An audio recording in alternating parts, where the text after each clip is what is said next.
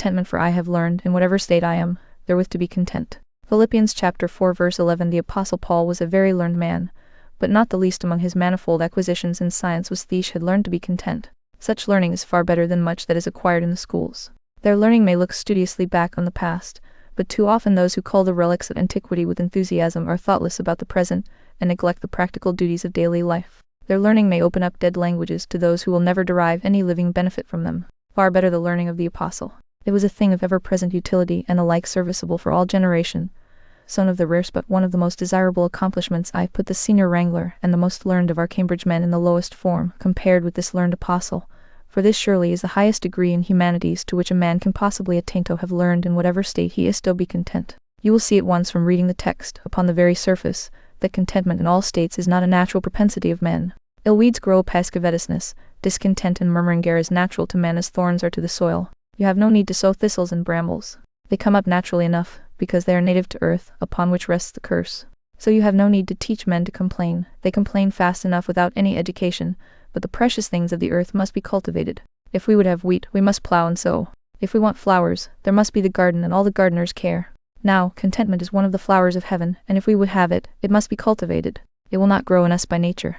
It is the new nature alone that can produce it, and even then we must be specially careful and watchful that we maintain and cultivate the grace which God has sown in it. Paul says, I have learned to be content. As much as to say he did not know how at one time. It drew him some pains to attain to the mystery of that great truth. No doubt he sometimes thought he had learned, and then broke down. Frequently too, like boys at school, he had his knuckles rapped. Frequently he found that it was not easy learning this task, and when at last he had attained unto it, and could say, I have learned, in whatever state I am, therewith to be content, he was an old grey-headed man upon the borders of the gravy, a poor prisoner shut up in Nero's dungeon at Rome. We, my brethren, might well be willing to endure Paul's infirmities and share the cold dungeon with him, if we too might by any means attain unto such a degree of contentment. Do not indulge, any of you, the silly notion that you can be contented without learning, or learn without discipline.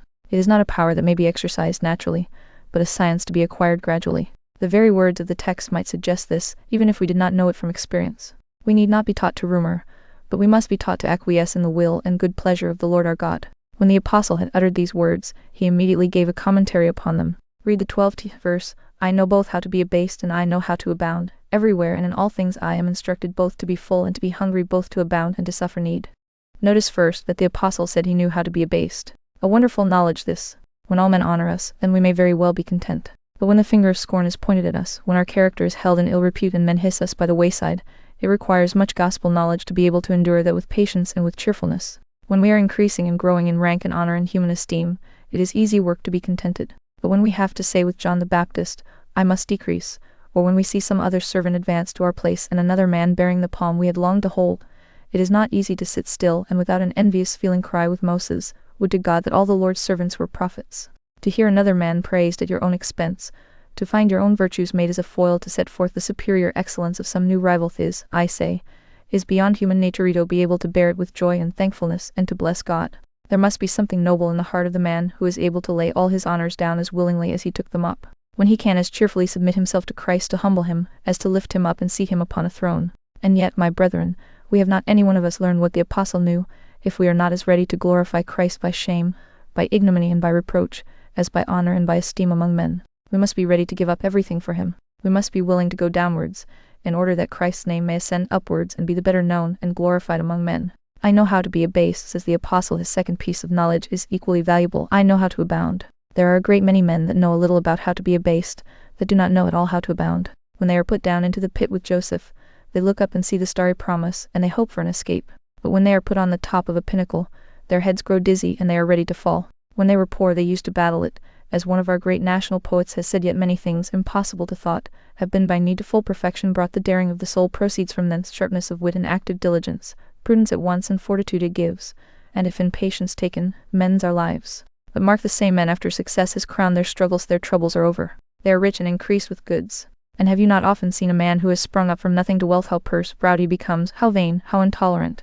Nobody would have thought that man ever kept a shop. You would not believe that man at any time ever used to sell a pound of candles, would you? He is so great in his own eyes, that one would have thought the blood of all the Caesars must flow in his veins. He does not know his old acquaintances. The familiar friend of other days he now passes by with scarce a nod of recognition. The man does not know how to abound. He has grown proud. He is exalted above measure. There have been men who have been lifted up for a season to popularity in the church. They have preached successfully and done some mighty work. For this the people have honored them, and rightly so. But then they have become tyrants. They have lusted after authority. They have looked down contemptuously upon everybody else, as if other men were small pygmies and they were huge giants. Their conduct has been intolerable, and they have soon been cast down from their high places, because they did not know how to abound. There was once a square piece of paper put up into George Whitfield's pulpit, by way of a notice, to this effect: a young man who has lately inherited a large fortune requests the prayers of the congregation. Right well was the prayer asked, for when we go up the hill we need prayer that we may be kept steady. Going down the hill of fortune there is not half the fear of stumbling. The Christian far oftener disgraces his profession in prosperity than when he is being abased. There is another danger of growing worldly. When a man finds that his wealth increases, it is wonderful how gold will stick to his fingers. The man who had just enough thought if he had more than he required he would be exceedingly liberal. With a shilling purse he had a guinea heart, but now with a guinea purse he has a shilling heart. He finds that the money adheres, and he cannot get it off. You have heard of the spider that is called a money spinner. I do not know why it is called so, except that it is one of the sort of spiders you cannot get off your fingers. It gets on one hand, then on the other hand, then on your sleeve. It is here and there. You cannot get rid of it unless you crush it outright. So is it with many who abound. Gold is a good thing when put to use as strength, the sinews of commerce and of charity, but it is a bad thing in the heart and begets foul, cankering rust. Gold is a good thing to stand on, but a bad thing to have about one's loins, or over one's head. It matters not, though it be precious earth with which a man is buried alive. Oh, how many Christians have there been who seemed as if they were destroyed by their wealth? What leanness of soul and neglect of spiritual things have been brought on through the very mercies and bounties of God. Yet this is not a matter of necessity, for the Apostle Paul tells us that he knew how to abound. When he had much, he plenty of ballast, that when his cup ran over, he might not let it run to waste, that in his time of plenty he might be ready to give to those that needed it, and that as a faithful steward he might hold all he had at the disposal of his Lord. This is divine learning. I know both how to be abased and I know how to abound. The Apostle goes on to say, everywhere and in all things I am instructed both to be full and to be hungry. It is a divine lesson, let me say, to know how to be full. For the Israelites were full once, and while the flesh was yet in their mouths the wrath of God come upon them. And there have been many that have asked for mercies that they might satisfy their own heart's lust. As it is written, the people sat down to eat and drink and rose up to play. Fullness of bread has often made fullness of blood, and that has brought on wantonness of spirit. When men have too much of God's mercy, strange that we should have to say this, and yet it is a great fact. When men have much of God's providential mercies, it often happens that they have but little of God's grace and little gratitude for the bounties they have received. They are full, and they forget God. Satisfied with earth, they are content to do without heaven. Rest assured, my dear hearers, it is harder to know how to be full than it is to know how to be hungry. To know how to be hungry is a sharp lesson, but to know how to be full is the harder lesson after all. So desperate is the tendency of human nature to pride and forgetfulness of God. As soon as ever we have a double stock of manna and begin to hoard it, it breeds worms and becomes a stench in the nostrils of God. Take care that you ask in your prayers that God would teach you how to be full. The Apostle knew still further how to experience the two extremes of fullness and hunger. What a trial that is! To have one day a path strewn with mercies and the next day to find the soil beneath you barren of every comfort. I can readily imagine the poor man being contented in his poverty, for he has been accustomed to it.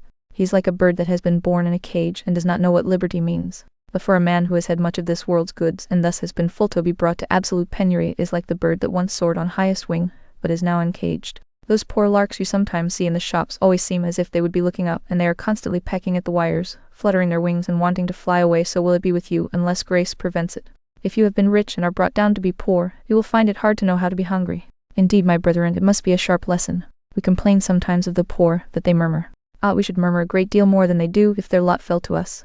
To sit down at the table where there is nothing to eat and 5 or 6 little children crying for bread were enough to break the father's heart. Or for the mother, when her husband has been carried to the tomb, to gaze round on the gloom-stricken home, press her newborn infant to her bosom, and look upon the others, with widowed heart, remembering that they are without a father to seek their livelihood. Oh, it must need much grace to know how to be hungry, and for the man who has lost a situation and has been walking all over London, perhaps 1,000 miles, to get a place, and he cannot get one, to come home and know that when he faces his wife, her first question will be, have you brought home any bread?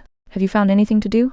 And to have to tell her no, there have been no doors open to me. It is hard to prove hunger and bear it patiently. I have had to admire and look with a sort of reverence on some of the members of this church, when I have happened to hear afterwards of their privations. They would not tell anyone, and they would not come to me, but they endured their pangs in secret, struggled heroically through all their difficulties and dangers, and came out more than conquerors. Ah, brothers and sisters, it looks an easy lesson when you come to see it in a book, but it is not quite so easy when you come to put it in practice.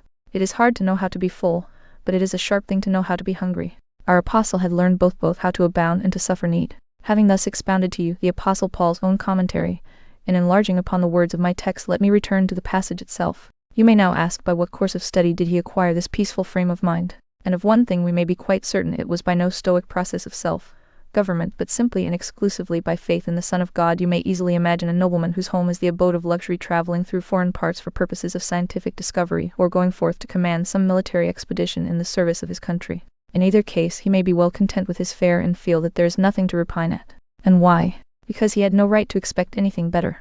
Not because it bore any comparison with his rank, his fortune, or his social position at home. So our apostle. He had said, our conversation or citizenship is in heaven. Traveling through earth as a pilgrim and stranger, he was content to take traveler's fare. Or entering the battlefield, he had no ground of complaint that perils and distresses should sometimes encircle his path, while at other times a truce gave him some peaceful and pleasing intervals. Again, calling attention to the text, you will notice that the word herewith is written in italics. If therefore we do not omit it, we need not lay upon it a heavy stress in the interpretation. There is nothing in hunger or thirst or nakedness or peril to invite our contentment. Yet we are content under such circumstances.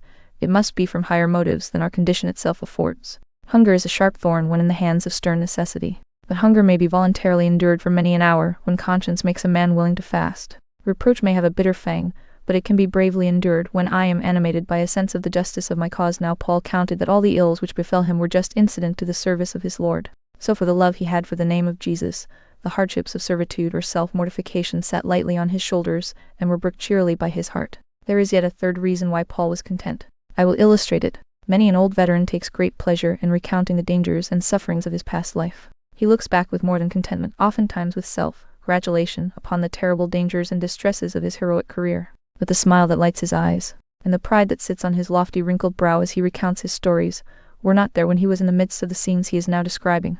It is only since the dangers are past, that the fears have subsided, and the issue is complete, that his enthusiasm has been kindled to a flame. But Paul stood on vantage ground here. In all these things, said he, we are more than conquerors.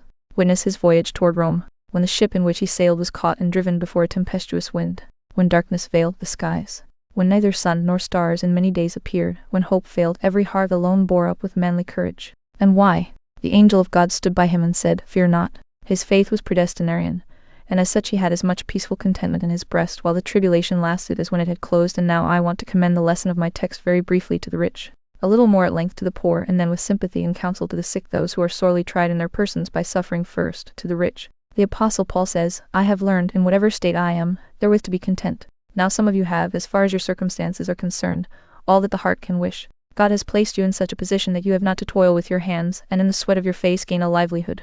You will perhaps think that any exhortation to you to be contented is needless. Alas, my brethren, a man may be very discontented though he is very rich. It is quite as possible for discontent to sit on the throne, as it is to sit on a chair, a poor broken-backed chair in a hovel. Remember that a man's contentment is in his mind, not in the extent of his possessions. Alexander, with all the world at his feet, cries for another world to conquer. He is sorry because there are not other countries into which he may carry his victorious arms, and wade up to his loins in the blood of his fellow men to slake the thirst of his insatiable ambition. To you who are rich, it is necessary that we give the same exhortation as to the poor. Learn to be content. Many a rich man who has an estate is not satisfied because there is a little corner piece of ground that belongs to his neighbor, like Naboth's vineyard that the king of Israel needed that he might make a garden of herbs by his palace. What matters it, says he, though I have all these acres, unless I can have Naboth's vineyard? Surely a king should have been ashamed to crave that paltry half-acre of a poor man's patrimony. But yet so it is men with vast estates which they are scarcely able to ride over may have that old horseleech in their hearts, which always cries, give, give. More, more. They thought when they had but little, that if they had 10,000 pounds it would be enough. They have it, they want 20,000 pounds. When they have that, they still want more. Yes, and if you had it, it would be a trifle more. So would it continually be. As your possessions increased, so would the host of acquiring property increase. We must then press upon the rich this exhortation, learn in your state, therewith to be content. Besides, there is another danger that frequently awaits the rich man. When he has enough wealth and property, he has not always enough honor. If the queen would but make him a justice of the peace for the county, how glorious would my lord become! That done, he will never be satisfied till he is a knight. And if he were a knight, he would never be content until he became a baron. And my lord would never be satisfied till he was an earl. Nor would he even then be quite content unless he could be a duke. Nor would he be quite satisfied, I think then, unless there were a kingdom for him somewhere. Men are not easily satisfied with honor. The world may bow down at a man's feet. Then he will ask the world to get up and bow again, and so keep on bowing forever. For the lust of honor is impossible to satisfy. Man must be honored, and though King Ahasuerus make Haman the first man in the empire, yet all this availed nothing, so long as Mordecai in the gate does not bow down to my lord Haman.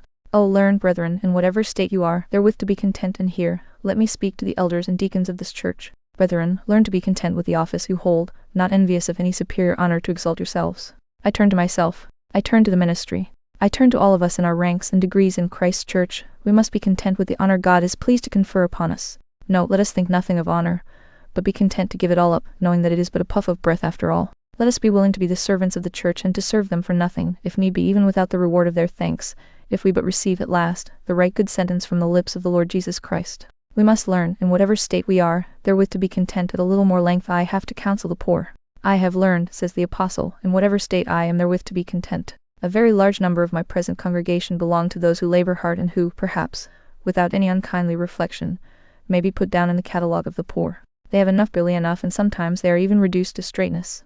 Now remember, my dear friends, you who are poor, there are two sorts of poor people in the world. There are the Lord's poor, and there are the devil's poor. As for the devil's poor, they become pauperized by their own idleness, their own vice, their own extravagance. I have nothing to say to them tonight. There is another class, the Lord's poor. They are poor through trying providences, poor, but industrious, laboring to find all things honest in the sight of all men, but yet they still continue through an inscrutable providence to be numbered with the poor and needy. You will excuse me, brothers and sisters, in exhorting you to be contented, and yet, why should I ask excuse, since it is but a part of my office to stir you up to everything that is pure and lovely and of good report? I beseech you, in your humble sphere, cultivate contentment. Be not idle. Seek, if you can, by superior skill, steady perseverance, and temperate thriftiness, to raise your position. Be not so extravagant as to live entirely without care or carefulness. For he that provides not for his own household with careful forethought is worse than a heathen man and a publican. But at the same time be contented, and where God has placed you, strive to adorn that position. Give thanks to him and bless his name, and shall I give you some reasons for so doing. Remember that if you are poor in this world, so is your Lord. A Christian is a believer who has fellowship with Christ, but a poor Christian has in his poverty a special vein of fellowship with Christ opened up to him. Your master wore a peasant's garb, spoke a peasant's brogue. His companions were the toiling fishermen. He was not one who was clothed in purple and fine linen, and fared sumptuously every day. He knew what it was to be hungry and thirst to know. He was poorer than you, for he had not where to lay his head. Let this console you. Why should a disciple be above his master, or a servant above his Lord? In your poverty, moreover, you are capable of communion with Christ. You can say, was Christ poor? Now I can sympathize with him in his poverty. Was he weary, and did he sit thus on the well? I am weary too, and I can have fellowship with Christ in that sweat which he wiped from his brow. Some of your brethren cannot go the length you can. It were wrong of them to attempt to do it, for voluntary poverty is voluntary wickedness. But inasmuch as God has made you poor, you have a facility for walking with Christ, where others cannot. You can go with him through all the depths of care and woe, and follow him almost into the wilderness of temptation, when you are in your straits and difficulties for lack of bread. Let this always cheer and comfort you, and make you happy in your poverty, because your Lord and Master is able to sympathize as well as to succor. Permit me to remind you again, that you should be contented, because otherwise you will belie your own prayers. You kneel down in the morning and you say, your will be done. Suppose you get up and want your own will and rebel against the dispensation of your heavenly Father, have you not made yourself out to be a hypocrite? The language of your prayer is at variance with the feeling of your heart. Let it always be sufficient for you to think that you are where God put you. Have you not heard the story of the heroic boy on board the burning ship? When his father told him to stand in a certain part of the vessel, he would not move till his father bade him, but stood still when the ship was on fire. Though warned of his danger, he held his ground. Until his father told him to move, there would he stay. The ship was blown up, and he perished in his fidelity. And shall a child be more faithful to an earthly parent than we are to our Father who is in heaven? He has ordered everything for our good, and can he be forgetful of us? Let us believe that whatever he appoints is best. Let us choose rather his will than our own. If there were two places, one a place of poverty and another a place of riches and honor, if I could have my choice, it should be my privilege to say, nevertheless, not as I will, but as you will. Another reflection suggests itself. If you are poor, you should be well content with your position, because, depend upon it, it is the fittest for you. Unerring wisdom, cast your lot. If you were rich, you would not have so much grace as you have now. Perhaps God knew that if he did not make you poor, he would never get you to heaven at all, and so he has kept you where you are, that he may conduct you there. Suppose there is a ship of large tonnage to be brought up a river, and in one part of the river there is a shallow. Should someone ask, why does the captain steer his vessel through the deep part of the channel? His answer would be, because I should not get it into harbor at all if I did not take it by this course. So, it may be, you would remain aground and suffer shipwreck if your divine captain did not always make you trace the deepest part of the water and make you go where the current ran with the greatest speed. Some plants die if they are too much exposed. It may be that you are planted in some sheltered part of the garden where you do not get so much sun as you would like, but you are put there as a plant of his own righteous planting, that you may bring forth fruit unto perfection. Remember, if this had any other condition been better for you than the one in which you are, God would have put you there. You are put by him in the most suitable place, and if you had had the picking of your lot half an hour afterwards, you would have come back and said, Lord, choose for me, for I have not chosen the best after all. You have heard, perhaps, the old fable in Aesop's, of the men that complained to Jupiter of their burdens, and the god in anger bade them everyone get rid of his burden and take the one he would like best. They all came and proposed to do so. There was a man who had a lame leg, and he thought he could do better if he had a blind eye.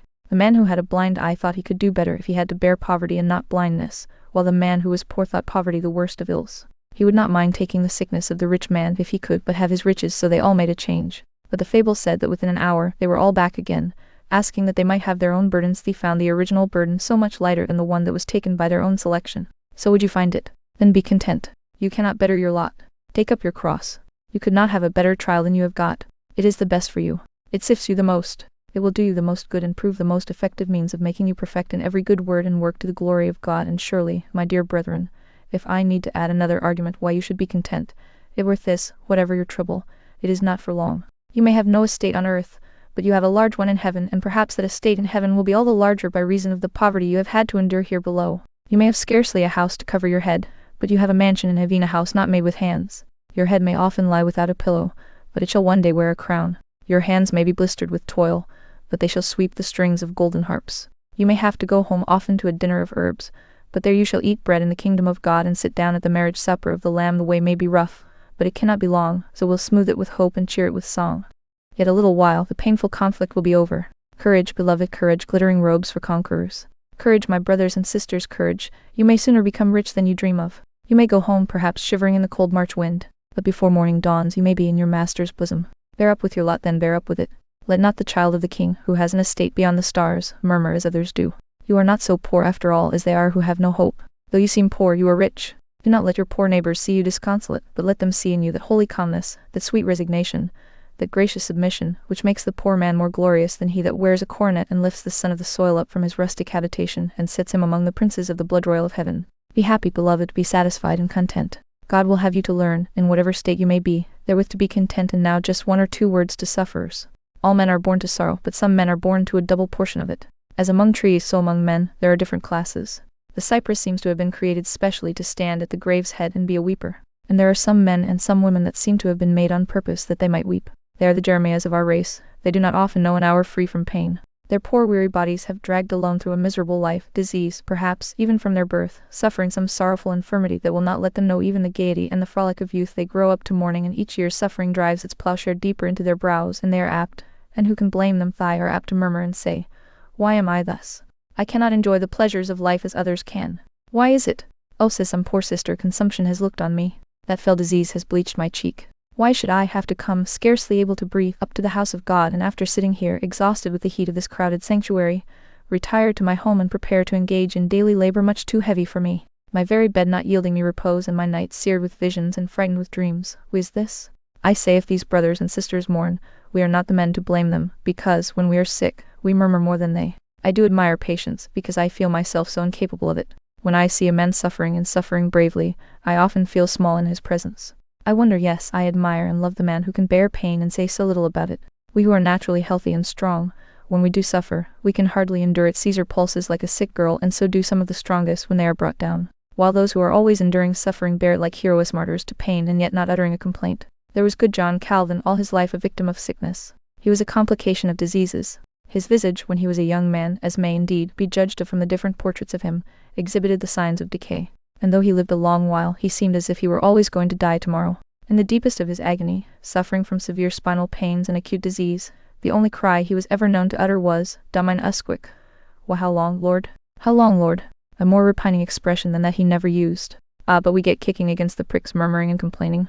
Brothers and sisters, the exhortation to you is to be content. Your pains are sharp, yet his strokes are fewer than your crimes and lighter than your guilt. From the pains of hell Christ has delivered you. Why should a living man complain? As long as you are out of hell, gratitude should mingle with your groans. Besides, remember that all these sufferings are less than his sufferings. Can you not watch with your Lord 1 hour? He hangs upon the tree with the world's miseries in his heart. Cannot you bear these lesser miseries that fall on you?